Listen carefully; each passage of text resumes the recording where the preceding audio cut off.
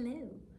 We're going to have a little bit of camera chat today because I wanted to talk about some new things. And for all of you who follow me for the ballet videos and stuff, I am trying to make more. My situation here with my floor is just really hard. I'm getting married in 49 days, and then at some point we will be putting a hard floor into our bonus room in our house. I don't know when that will be though, because that's obviously an expense we just can't do right now. I am not planning to go back to studio dancing at all. It's not a plan. So everybody keeps saying, can't wait to see you back in the studios. I'm not going back. There aren't any near me. The one I had that I was at for a long time, I had a really bad experience with, and I will never go back there. And the other one is downtown, which is a really far drive for me. And honestly, I just don't need to be spending the money on that. I have student loans that need to be paid off, and that's gonna take me a really long time. So the plan is not to go back to ballet as like a full-time like dancing student. It's more, I will just keep doing the stuff I've done online and do my own classes, and that's what I will keep doing. But anyway, back to the camera gear. So I like taking macro photos, but I especially wanted something where I could take like close-up photos for like wedding stuff, like details like my ring and things like that, because I practice a lot with mine.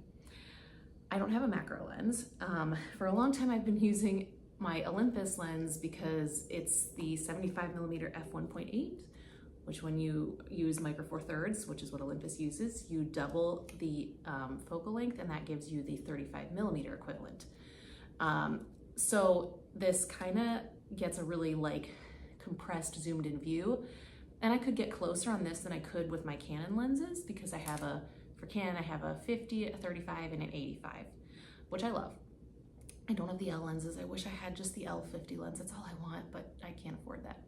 So anyway, I finally recently bought a macro lens, an inexpensive one. I tried a manual macro lens last year and I hated it. I don't like using manual. I like being able to have the autofocus, even if it's not the best like autofocus, like even if it's not fast. When you're doing detail shots and stuff, the speed isn't as much important, but I like doing that because I feel like whenever I use the manual ones, it wasn't accurate, and then I'm trying to hold something like lights or something and trying to focus, and I'm like, no, I need the autofocus. So everybody who's gonna try and tell me that I need to use manual focus for macro, no, I already decided this. But anyway, so I got one this week for my Canon, because the other issue is, okay, if I'm doing weddings and stuff, which I've only done a couple so far, but if I keep doing them and I have to take my 5D4 with its lenses and my RP as the backup with its lenses, I don't want to also have to take a third camera with my Olympus lens, which would either be the Pen F, or actually most likely I would take the EM1 Mark II, because it's a faster processing camera. But yeah, so putting that aside, I love that camera, I really do, but I got this. This is the Sigma 105mm f2.8 DG Macro EX lens. It's an older lens. While I said like it is autofocus, I have tested it in the last day since I got it, and it is a slow autofocus and it is a very loud autofocus. But for my purposes, it works. And I did figure out, in case anybody else is wondering, because this happened on my Olympus camera too, where I thought I got a bad lens that the autofocus didn't work. You have to push this in to use manual and pull it out to use autofocus, as well as flipping the switch, and didn't realize that. The other thing that's nice about this that I haven't played around with much is it has this switch on here, which says full and limit. And basically what that's going to do is limit the space that you're trying to focus on, so that it's not trying to hunt through the whole frame, but just a small area, which I found really helpful when you're taking like small detail shots. Like yesterday, I just practiced on my ring a lot, and that's usually what I do. Because I'm just trying to get better at that, so that when I actually do clients' photos, I can get a better shot and I'm not having to like practice with theirs. So anyway, it's been interesting. Like I said, it is very loud. I also found it really doesn't work well on the RP. It works really well on the 5D4, but I probably won't ever use it on my RP. So I just use it on this, but let's see here. So if you'll be able to hear it in a second here. No, it's not doing as bad right now, but it's really not doing that much right now. But it's probably because I'm not focusing on anything too close. I'm just trying to get it to make noises, but basically it is a very loud focusing lens. So you can hear it. But again, that's not important to me. Like, I'm not using it during the ceremonies and things. That's when I would use, like, mostly I use my 50 and my 85 for everything. I will use the 35 occasionally, but that's more when I really need a wide shot, like a venue shot or something big. But you're not, like, if I'm doing that, I can do that more during the ceremony, like switch that lens out when I'm done getting all the main points and we're just in the middle of the ceremony kind of thing. But mostly I use the 50, I use the 85. That's my standard for doing weddings, and I will take the 35 with me, but I usually have one on each, this and my RP. I did recently get, I don't know if I've talked about it in a video, I did recently get, instead of my 50 f1.8, which I never felt was great, I got the 50 f1.4. And that has not left my camera really since then.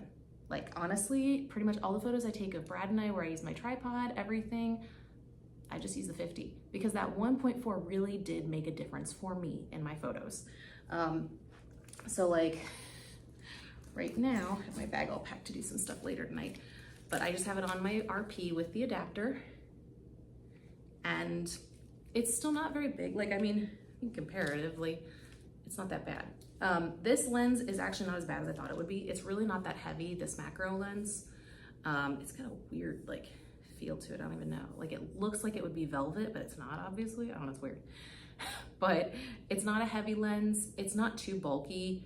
I get annoyed sometimes when the lens doesn't always collapse on its own, like when I'm turning the camera off or anything. But it's a good lens for what I need it for. I do not want to set that on my trackpad.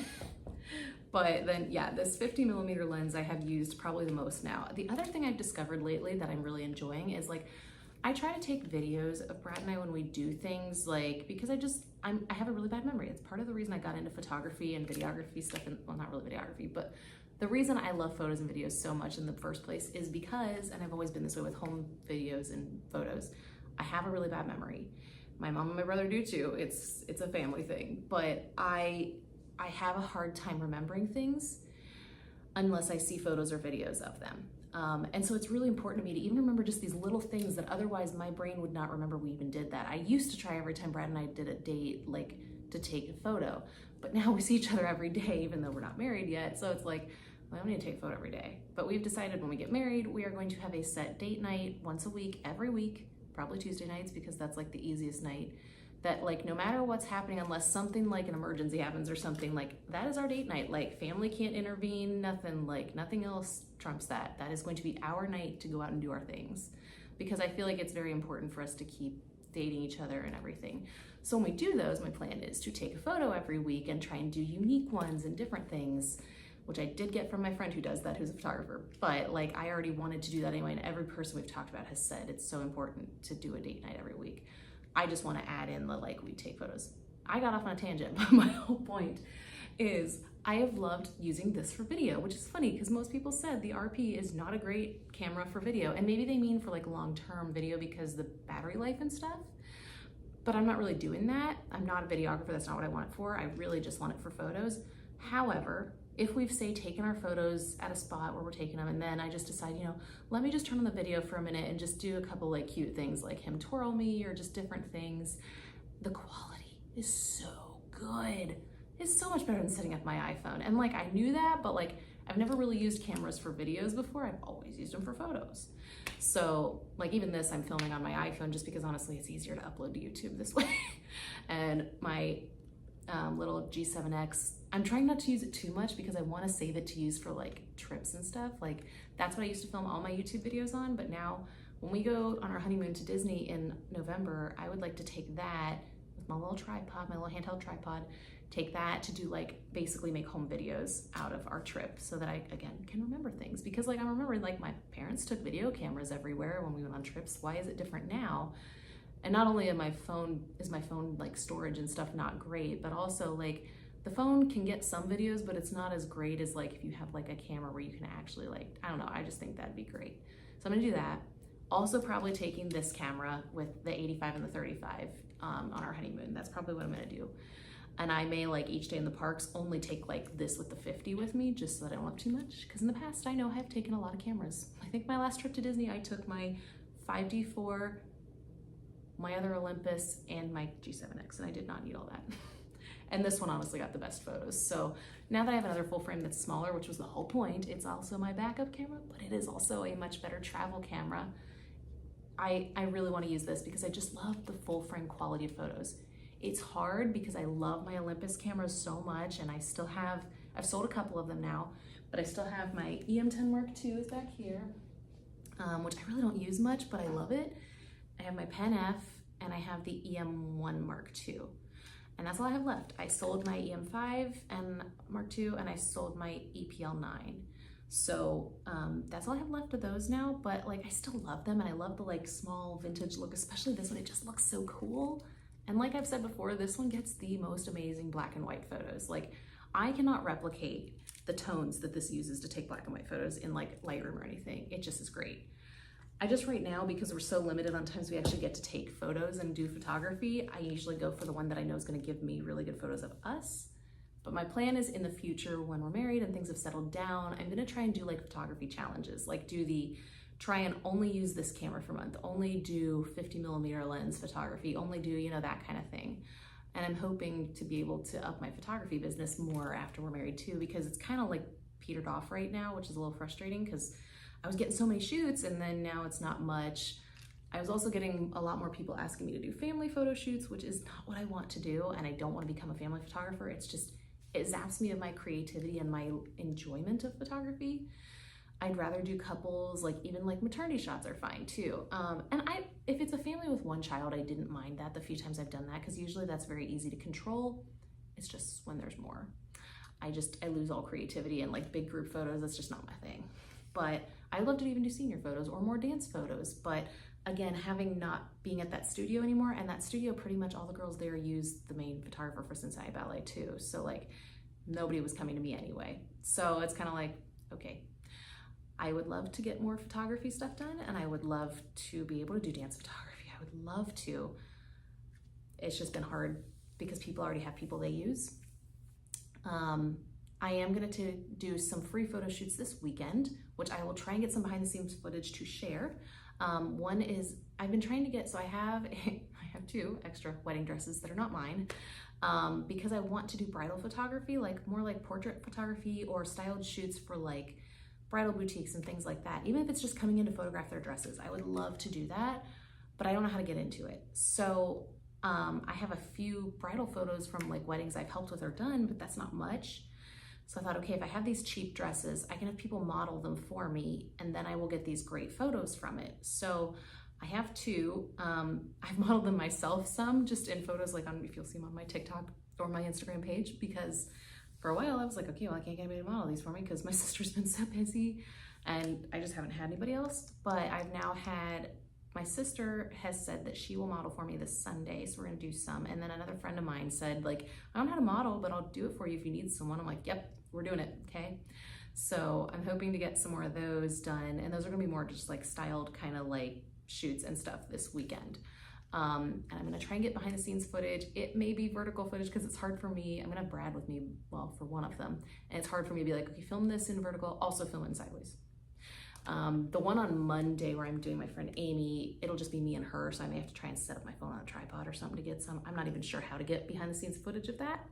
So we will see, but yeah, this is just an update on everything. Mostly I was gonna talk about my macro lens, but this is just kind of an update because I haven't done that in a while.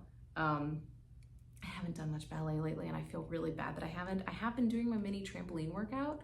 Literally have a tiny trampoline on the other side of this tripod right now in my living room. I just come out and I jump for like a half an hour or so while I'm watching TV or while I'm listening to music. And that's been helping me lose weight better than anything else right now. So I have 49 days to keep losing weight, and I'm getting a little less motivated. But we will see. Anyway, that is my update for now. But let me know below what kind of videos you want to see from me. I'd love to start doing more again, especially as I have more time after the wedding. But I just like, I think lately I've kind of just been in a creativity rut where I'm kind of like, if I make videos similar to ones I've done before, I'm not really getting any engagement from people. So I'd rather know what people would like to see, and I can work on that more. But yeah, that's my update.